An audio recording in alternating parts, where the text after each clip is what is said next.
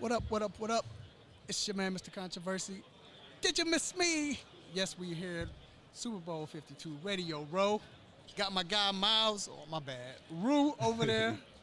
And we have a special guest, as you can see, the one and only, the funny one, the comedic one, the smart one, Mr. Kenny Mayne. What's going on, sir? It just happened. We were just in the right place, standing near each other, and it happened.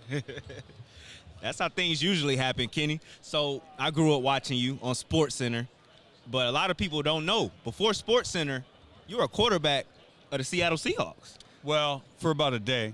So what happened was, what had happened, that's Stuart Scott. Right. So I played at UNLV. I didn't play that much. I was second string. Guy named Sam King was ahead of me. He led the nation in passing yards, right? Mm-hmm.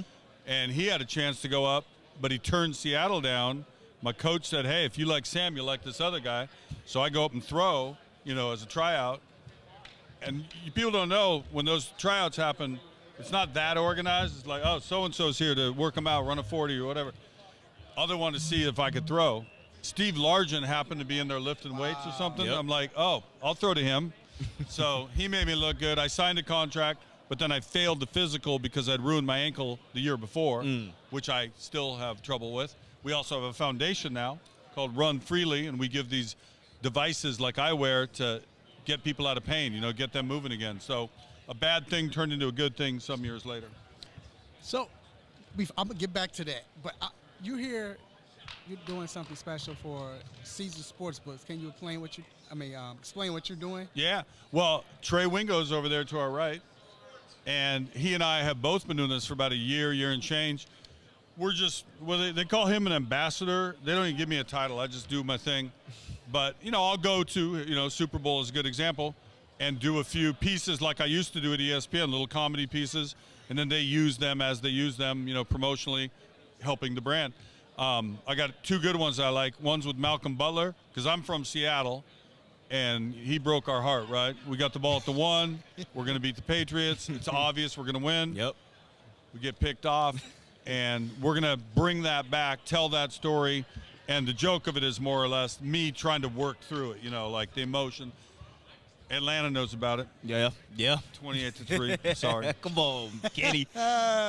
So you are known for your sense of humor, Kenny Mayne. And actually, I read up before your deal with ESPN, you were in talks with Comedy Central. You ever thought about doing comedy on the side or anything else? I'm still trying to do it. I haven't hey, I'm taking the stage and here's my thing. I do it in the things I already do, whether Right. I'm doing a speaking performance or a video or an interview, whatever it is, right? Right. But yeah, way back when, it's funny, is one of Jimmy Kimmel's friends named Daniel Kellison, and he told Jimmy, hey, I'm looking for a guy like Kenny Mayne to start the show at Comedy Central. And Jimmy said, well, I know a guy, and he gave him my number because then that would be the guy that, right? Yep. And we approached him, we pitched him, it didn't work out, unfortunately. Would have been fun. We were basically going to try to do SportsCenter, but a little looser, a little more Like a daily not show. Not so R-rated necessarily, but looser. Not worry about facts and figures quite as much. But I was happy continuing to do what I did it for a long time. Now I'm happy doing what I'm doing.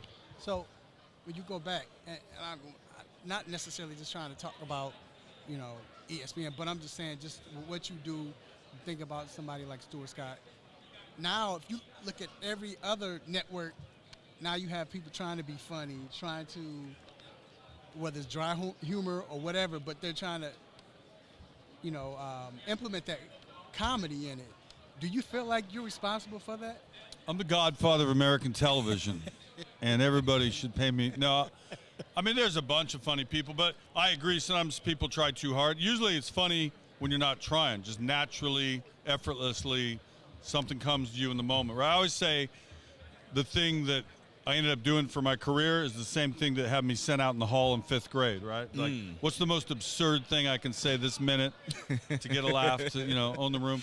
But no, there's a bunch of talented and funny people, and there's a bunch of straight people doing it more conventionally. And there's so many channels, there's so much space. Everybody can kind of do what they want to do, and the consumer can choose, do I want this or do I want that? So what have you been working on lately, Kenny? I know you have the podcast, it's the Main Event. The podcast is called Hey Mayne. Hey, Mayne. Heymayne. Hey, Mayne. You know how you guys go, what's up, Mayne? Oh, yeah, Gucci Mane. That's Yep. one of my favorite That's artists. That's kind of what we're going for. And it's funny. I just saw a band that said they're releasing an album. It's called Hey Mayne, but it's Hey Mayne.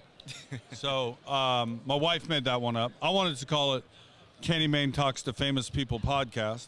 Yeah. And they thought that was cumbersome and it was going to lose people. So it was really fun, man. We had 1 million good guests, and that's only been going since last July, August. So I do that, you know, that's on the side. That's like my hobby. Caesars is more my regular thing I'm doing, and pitching 1 or 2 other things that I'd like to get involved in, but for now we're busy enough. So let's talk about the Super Bowl. That's why we're all here. Who do you like? I think the game is so close that it ought to just be a pick 'em. And secondly, no, like to give points in this game's crazy, I think. But I'm looking at a TV screen right here. Eagles -1.5, right? Mm-hmm. I mean, I think the Eagles are slightly the better team, but I don't have a strong stand about that because any result won't surprise me. If Kansas City blows them out, I'm like, whoa, Patrick had a good game. Right. So it's not one of those where you're going in like a horse race where this horse is clearly the best on paper. You know, I think they're both really talented. They got crazy good players all over the place. I heard today that all the Kansas City guys practiced. I think I heard that right. So they got that injury issue with a few guys. I just hope it's a good game. You know, I don't have a what's the word? A prediction? No, I don't have an interest, an emotional interest is what I was trying to say. Mm-hmm. I'm from Seattle. I want Seattle. But if I were betting $1, I like Philly to win more than I think Kansas City. But again, that's only $1. Wait. So you talk about Seattle. Of course, you love Seattle. So what did you think of Geno this year? And do you think you all should retain him, keep him, and start him? Yes, and yes. I think he proved it and he earned it, and they ought to give him another run at it. I think it'd be crazy. He didn't do anything, you know, to say, man, he was the problem. We got to figure out something there. And it was great for him, you know, all this time as a backup, and he finally gets to look, and he just owned it. He went out there and owned it. Had a lot of great games. Unfortunately, the San Francisco game, if everybody watched that, the fumble, and that, you know, people fumble the ball. You get hit and fumble the ball. Like he wasn't some guy that was careless. It just happened. Had that not happened, though, That changed. Anything could happen. We're going in to score to take the lead, or we're kicking a field goal to close it, and it would have been a different game. But sometimes one play just wrecks the momentum. San Francisco got hot at that point, and, you know, we got buried eventually.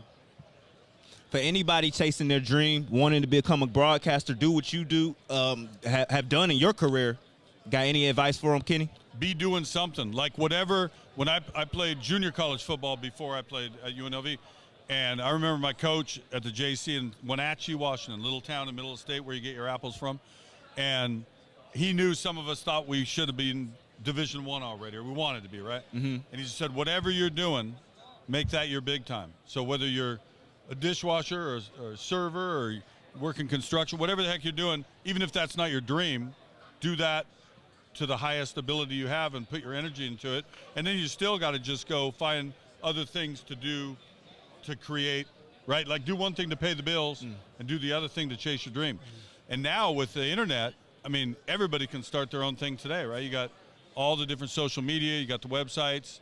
Start your own website, start covering local sports. You know, pick your favorite sport, be the best guy or girl in town, right? Yep. Go cover high school Atlanta sport, you know, whatever it is.